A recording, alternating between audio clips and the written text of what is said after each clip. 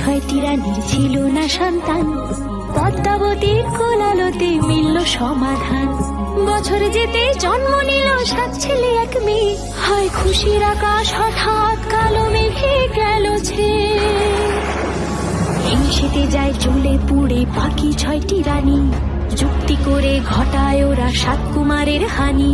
সুযোগ মতো 7 ছেলেকে মাটিতে দেয় পুঁতে, বাঁচে একা পারুল ওরা পায় না তাকে ছুতে।